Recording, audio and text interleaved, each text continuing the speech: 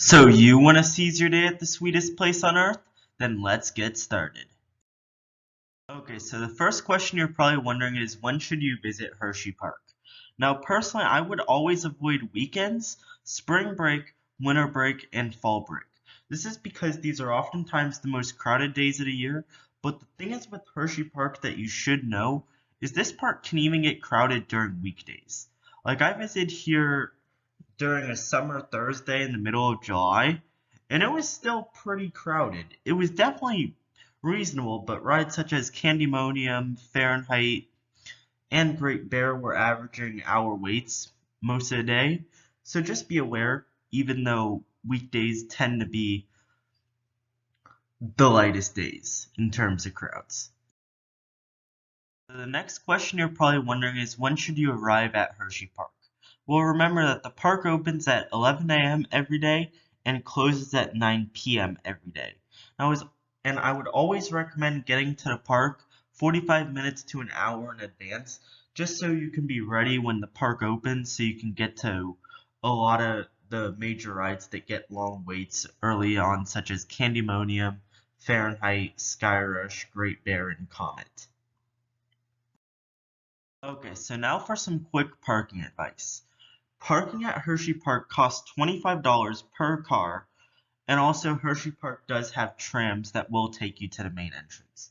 Now these trams are very useful because Hersheypark's main lot is pretty close to the park, but it is so big that you might have to park back further in the lot, which those further back parking spaces are a good walk from the main entrance, so it's nice to have those trams there.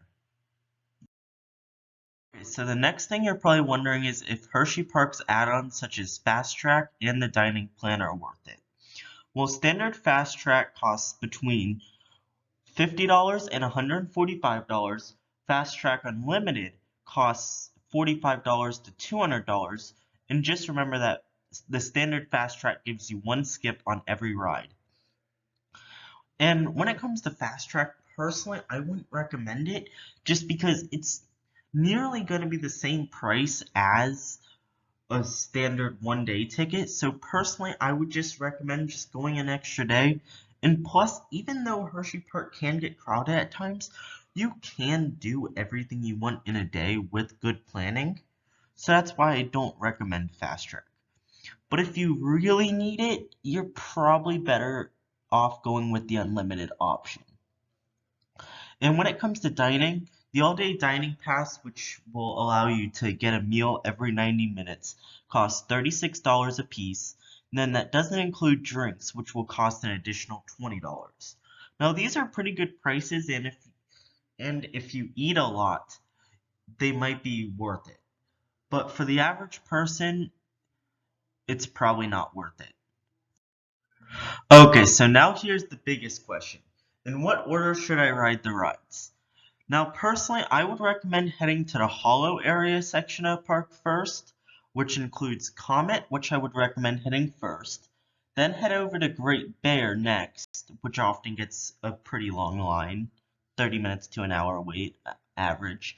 Then head over to the Intamin Hyper Skyrush. Then after that, Candymonium should be dead after experiencing its rush in the morning. So then probably head over there. Then after that, I'd recommend hitting Fahrenheit, which isn't super far away, before it breaks down, and then head over to their newest edition, Jolly Rancher Remix, which is like right next door. Then you can hit Storm Runner before it breaks down, and then hit Trailblazer, which is right next door to Storm Runner. Then you can also hit Laugh Track, which is near Trailblazer, and then also hit their Wild Mouse. And then next hit Lightning Racer, which the thing that stinks about Lightning Racer is you have to cross the whole water park to get there, but trust me, it is worth it.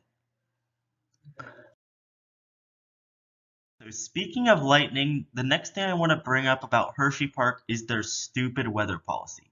And yes, I do think it's one of the worst weather policies out there.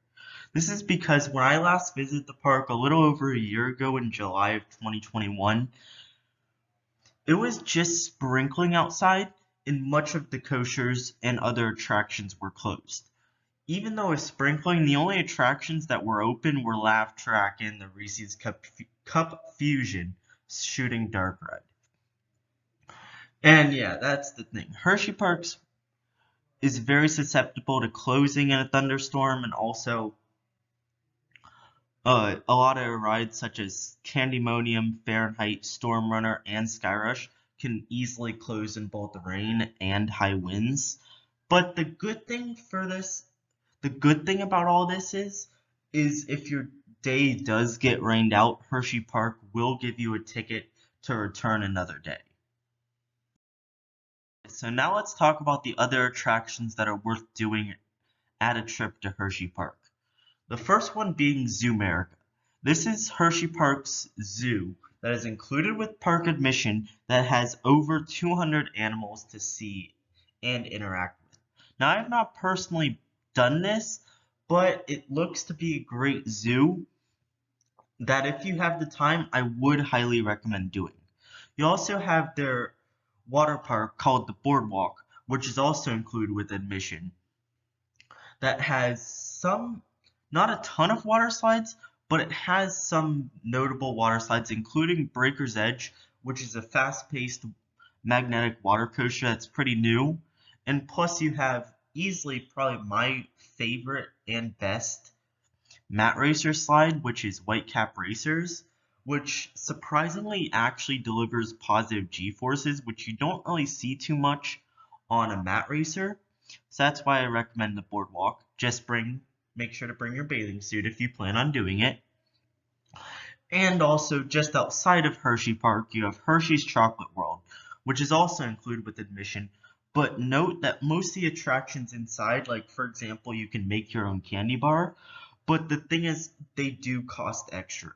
Now, the highlight attraction of Hershey's Chocolate World, the chocolate making dark ride, is completely free, which is great, as it is a great dark ride and can teach you a lot about how chocolate is made and produced. So now you're probably getting hungry, so let's talk about the dining.